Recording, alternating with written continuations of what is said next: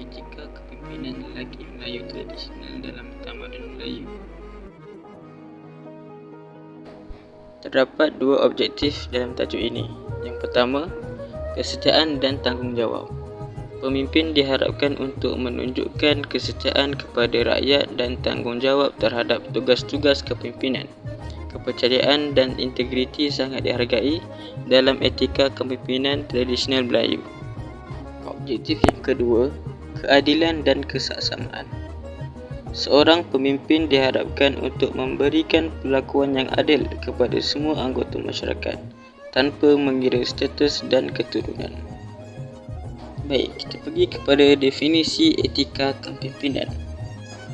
Etika kepimpinan sebagai nilai-nilai atau prinsip-prinsip moral yang membimbing tingkah laku seorang pemimpin dalam menjalankan tugasnya. Ia melibatkan keputusan-keputusan moral, keadilan dan tanggungjawab sosial dalam konteks peranan seorang pemimpin terhadap individu atau kumpulan yang dipimpinnya. Etika kepimpinan membentuk panduan moral untuk memastikan pemimpin bertindak dengan jujur dan memberi contoh yang baik kepada pimpinannya. Hal ini bersesuaian dengan Kamus Dewan edisi keempat yang menyatakan definisi etika ialah prinsip moral atau akhlak yang menjadi pegangan seseorang individu atau sesuatu kumpulan. Definisi bagi kepimpinan pula ialah keupayaan memimpin atau melalui teladan. Menurut Al-Sharafi dan Rajani pada 2013, pemimpin yang memiliki prinsip-prinsip, keyakinan dan nilai-nilai yang menggambarkan perilaku organisasi yang benar sehingga mempengaruhi karyawan untuk mencapai tujuan organisasi.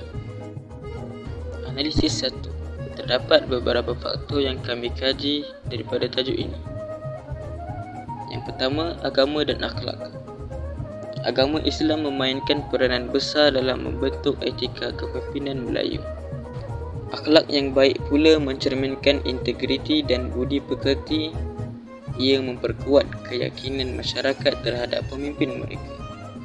Faktor agama dan akhlak memainkan peranan penting dalam etika kepimpinan lelaki Melayu tradisional. Faktor yang kedua pula ialah kelakian dan sifat-sifat mulia. Terdapat penekanan terhadap sifat-sifat kelakian yang dianggap penting dalam kepimpinan seperti keberanian, kejujuran dan kebijaksanaan. Pemimpin dihargai jika mereka memperlihatkan sifat-sifat berikut. Dari segi kelakian ialah lelaki dihormati kerana ciri-ciri fizikal dan kekuatan yang dikaitkan dengan kelakian. Kelakian dianggap sebagai asas untuk memimpin, juga melibatkan keberanian dalam membuat keputusan dan menghadapi cabaran, manakala sifat-sifat mulia ialah kesetiaan. Faktor yang ketiga pula ialah keluarga dan keturunan. Kepimpinan seringkali diwarisi melalui garis keturunan, di mana pemimpin mewarisi tanggungjawab dan pengaruh dari generasi sebelumnya. Pemimpin lelaki Melayu seringkali dianggap sebagai penjaga kehormatan keluarganya, bertanggungjawab untuk memelihara tradisi, nilai dan warisan keluarga serta keturunan. Yang keempat pula kebudayaan dan tradisi.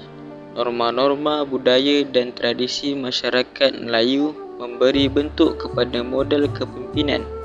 Etika kepimpinan biasanya merangkumi nilai-nilai seperti kesopanan, hormat menghormati dan keadilan yang dipertahankan dalam konteks budaya Melayu. Analisis 2. Terdapat berbagai peranan lelaki Melayu tradisional. Yang pertama, pemimpin politik dan sosial. Lelaki Melayu tradisional seringkali menjadi pemimpin politik dan sosial dalam tamadun mereka, memberikan pandangan dan arahan untuk kepentingan bersama.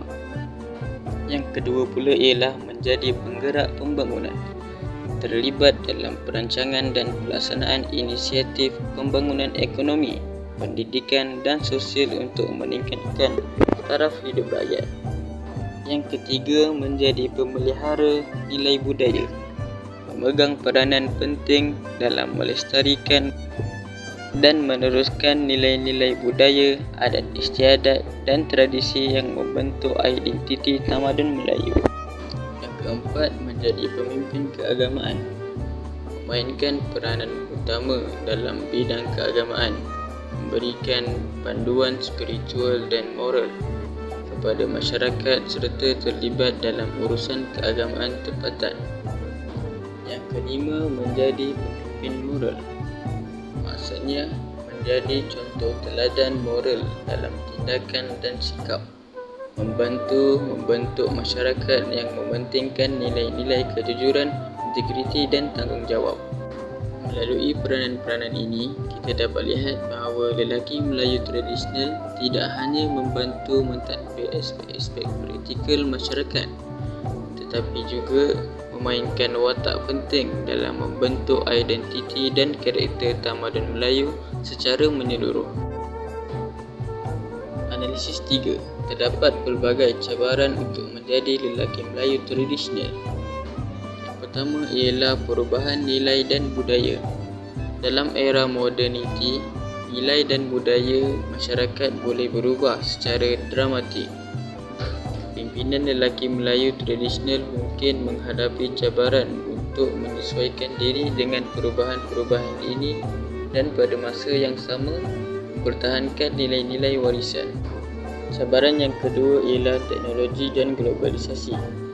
Era moderniti seringkali ditandai oleh kemajuan teknologi dan globalisasi.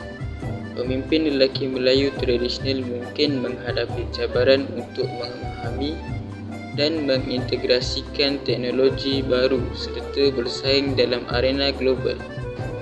Yang ketiga pula ialah peranan dan tanggungjawab gender. Dalam masyarakat moden, peranan gender semakin diberi perhatian. Pemimpin lelaki Melayu tradisional mungkin dihadapkan kepada cabaran untuk menyesuaikan konsep tradisional tentang peranan lelaki dan perempuan dengan realiti moden yang mementingkan kesetaraan gender. Cabaran yang keempat ialah pendidikan dan kebolehcapaian. Cabaran juga mungkin timbul dalam hal pendidikan dan kebolehcapaian.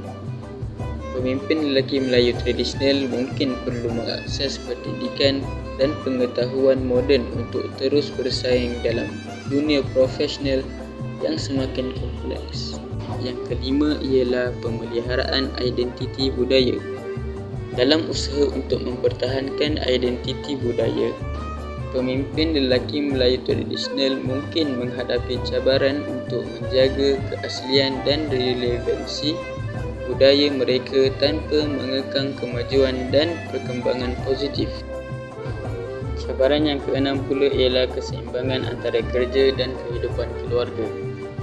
Pimpinan lelaki Melayu tradisional mungkin dihadapkan kepada cabaran untuk mencapai keseimbangan yang baik antara tuntutan pekerjaan moden dan tanggungjawab tradisional terhadap keluarga. Cabaran yang terakhir ialah penerimaan dan integrasi masyarakat. Penerimaan oleh masyarakat moden juga boleh menjadi cabaran. Pemimpin lelaki Melayu tradisional mungkin perlu mencari cara untuk dihormati dan diterima oleh masyarakat yang mungkin memiliki nilai dan norma yang berbeza. Kesimpulan yang dapat diambil daripada tajuk ini, yang pertama, melalui kajian ini kita dapat mengetahui pelbagai perkara yang berkaitan dengan etika kepimpinan lelaki Melayu tradisional dalam tamadun Melayu. Contohnya seperti definisi etika dan kepimpinan, faktor-faktor, peranan-peranan dan juga cabaran. Dengan mengetahui perkara-perkara tersebut, kita dapat menjadi lebih prihatin terhadap kepimpinan lelaki Melayu dan juga kita boleh mengambil berat tentang cabaran-cabaran yang berlaku. Akhir sekali, dengan membuat kajian ini kita dapat mengetahui cara untuk menggunakan ChatGPT dan juga kita dapat mengetahui bahawa ChatGPT sangat membantu dalam menjayakan tugasan ini kerana soalan-soalan yang ditanya dijawab dengan tepat dan betul.